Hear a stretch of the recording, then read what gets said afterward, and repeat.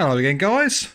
It's been a little while since I've done a video for you on my YouTube channel, so I thought for all the people that have been turning around and commenting on my video saying that the Mark 7 is exactly the same integrals as a Mark 2, you are talking out of your backside and have quite clearly never seen inside a Mark 7 before. So I'm just going to show you now briefly what the Mark 7 looks like inside. Obviously this is back to front, so this is the back of the deck. So you've got your RCA sockets here. You've got your grounding connection, which is then looped through, as you can all see. Tone arm, which you then got the wire that goes directly to the board here as well. Pitch control unit, which is huge. As you can see, your sliders on the right-hand side there. Control chips. Pop-up lighting, which is huge, even though it's very cheaply made. It's quite a big unit.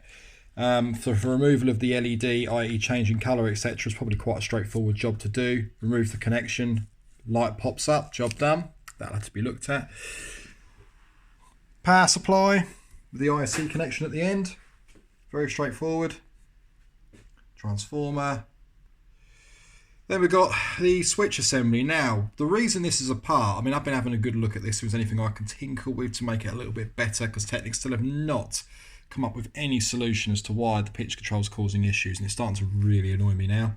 Their responses have been terrible. So again, this part here, this is obviously your switch, so on off with the same switch. The entire assemblies differ. Now my initial idea for this was to simply remove the original housing and switch over with the original Mark 2 up to Mark 5 unit and see if it fits. It doesn't.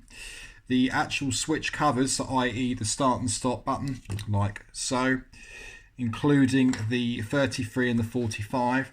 The actual diameter of the, where we got it, the pin itself here, which goes through with the circlip, that is a lot smaller than that of the original Mark 2 up to Mark 5, M5G and Mark 6.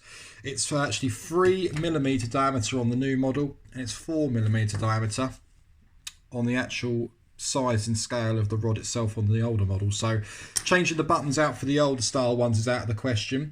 The 33 and 45 selector buttons themselves, it's crazy. The older ones used to have plastic circlips that you'd move out the way, you'd push it through, and obviously the button would then be removed.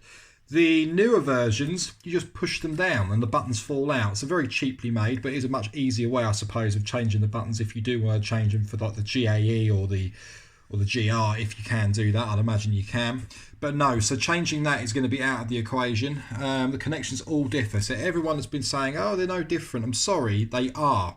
Anyone stuck in the Stone Age thinking that a brand new 2020 or 2019 model is going to have exactly the same circuitry and components as an original deck from 1979, you really are off your rocker. So I thought I'd do a video just to highlight this. Okay, the tone arm is completely different. Completely different. Now, I've mentioned on a few of my YouTube videos in the past that the tone arm for the GR, for an example, has the RCA socket actually built into the back of the arm, so you slot that in, and the bottom of the base is slightly different with the GR to the Mark 7 as well. It's a much better deck in my own opinion, but integrals like the pitch control slider and the mains and things are pretty much the same. The only thing that really does stick to the original, guys, is the head shell holder. So the head shell holder itself is exactly the same pretty much as what you're going to find on your older decks. So don't be surprised if you need any more of these and you decide to buy a deck that hasn't got the head shell holder and you phone up Panasonic and say, can I have one, or find up a supplier that's got one. Do not be surprised if you're paying silly money, because they would have just changed the serial number over and gone from paying probably 8 quid to probably 30 quid for a little bit of plastic.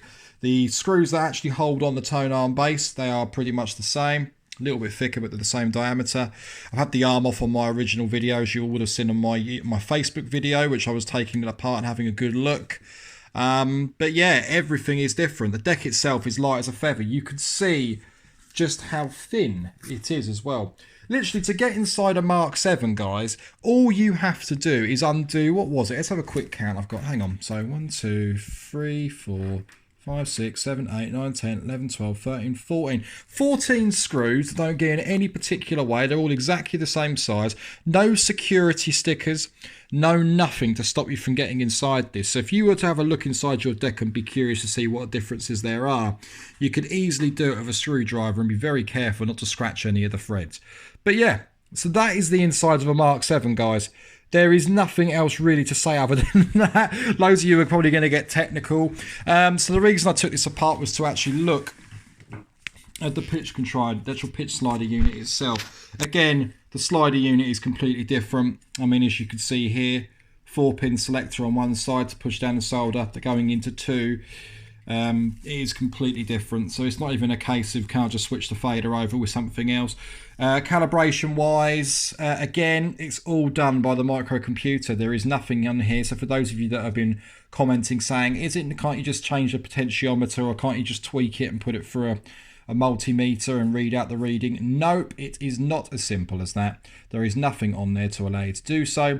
It is all controlled by microcomputer. So it is pretty much down to Panasonic to turn around and say, look, we've got a firmware upgrade, let's sort this out. Then the next step is obviously where you're going to actually connect it to do it. It's a bit more difficult because, again, the Mark 7, if I turn this around, obviously without the platter, you've got this here saying service. So you technically got a service port on the bottom. Interesting to see what they do, whether there is anything that can be done. Obviously your dip switches, etc. We're never going to use that. There isn't really anything else that you can do. So just to highlight this thing, guys, my initial idea was to put the original button assembly array all over the deck because they are exactly the same diameter. 33 and 45 are the same diameter, but unfortunately they do not fit in. None of these fit in. You can get them down about a quarter of the way, but you've got to cut away at the base, and I'm not doing that. I'm not doing that at all. So it's just nice to see what we can do.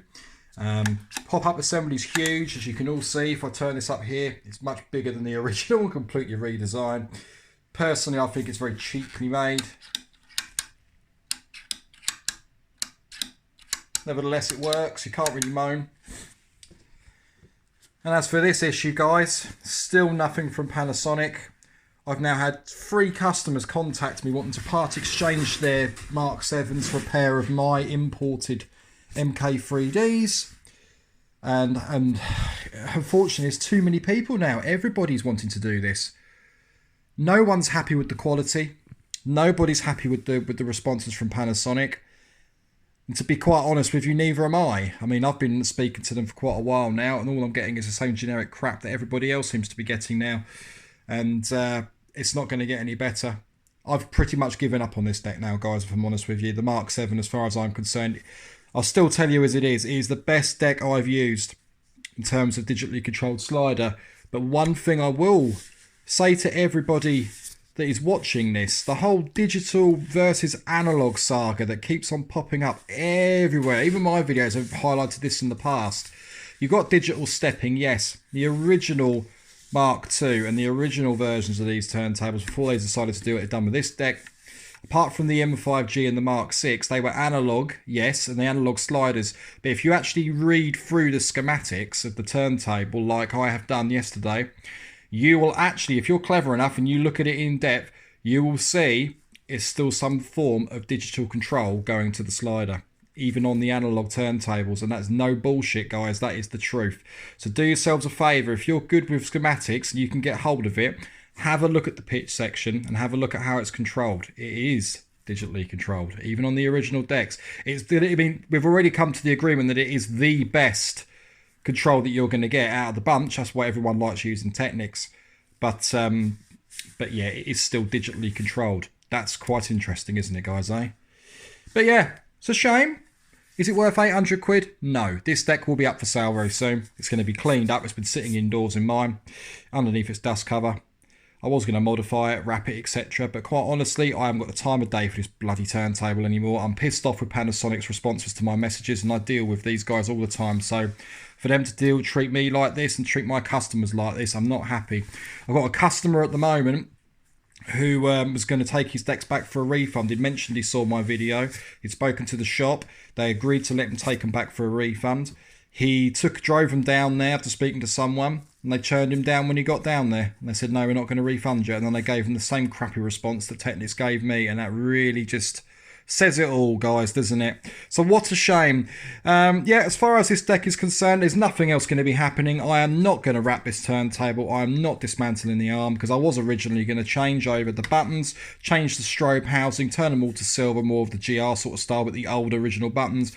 Do something with the cap for the pop-up, so we've got the original style pop-up, even though it doesn't officially pop them down like that. Reset button I was going to change for the original, and then put a Mark II arm on here. But as far as I'm concerned now, with everything that's going on with these guys, and after all the responses I've been getting, I've lost my interest in them, and I really do not want to do any more of them. So this deck can be sold. It can be put back together. It's going to be cleaned, put back in its box, and you'll see it very shortly for sale on eBay. The last respectable turntable on eBay that sold went for £550 with £20 postage. And to be quite honest, I think this is going to be the same case. I'm not going to mess around. I'm not going to be greedy. This turntable was a nice deck. It's been used probably for about 2 hours worth of use at home. And it's sat there with a dust cover. Apart from having the top taken off of this twice to show you the internals and do my original video, it's had no bloody use at all. And there you go, guys. A nice short-ish video. I think it's like 11-12 minutes long. But again, anyone's got any questions, please feel free to ask the questions down in the comment section below. Thank you to everybody that has been subscribing, and thanks to everyone that's been liking the posts, etc. in my videos. It does mean a lot to me, guys. There'll be a lot of videos coming out with Mark IIs. But as far as this fantastic piece of turd is concerned, that is it. I think actually, do you know what? There is one final thing I am going to show you, and that is to do with the platter. Hang on. So we'll go through into my showroom. Ignore the state of it at the moment, guys. I'm in the process of moving things and moving. There's two more things I'll show you. One is the base. So as you can see here, this is the base for the Mark 7, guys. There it is, literally made out of an ABS style fiberglass plastic. There is nothing else to it. I put a rod here to make it heavier, which has been screwed down with the same base screws for the turntable, and that is what weighs the turntable down. That is cheap and nasty. That's all they've done. They could have done a rubberized base in the same design with this exact same internals, and it would have been a lot better, but no, they skimped out. That's that. The platter. Let me show you what a lot of people have been moaning about with this turntable. That's the platter. Hang on just a second, guys. I'm going to put this on the turntable. Right. So, I mentioned before about the strobe dots, and a lot of people were complaining because of the video quality on my Facebook one. They didn't understand that it was obviously a Facebook video that I had ripped to just to go onto YouTube, just because everyone wanted to watch it. But if you look, if I carefully move the strobe dots down, just carefully look, and you'll see when I move it. Hang on, do it with my hand, try and get 33 speed. Here we go.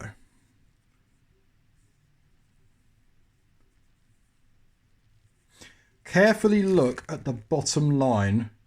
I'll try and get this spot on. Hang on.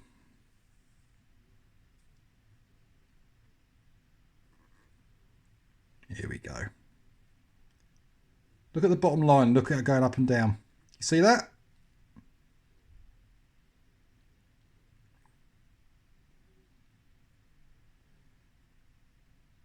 That is what I was talking about. Can you imagine that's moving around? You've got constant zero. And that bottom, it's moving in and out, up and down. That is what I was talking about. The gap distance between it. Now, if I'm a betting man on this, I've got my cheap digital calipers here. I don't want to scratch them. I've got my metal ones as well. But if I measure the distance between this, 1.8. Let's move around to the other side of the deck where it looks like it's going down.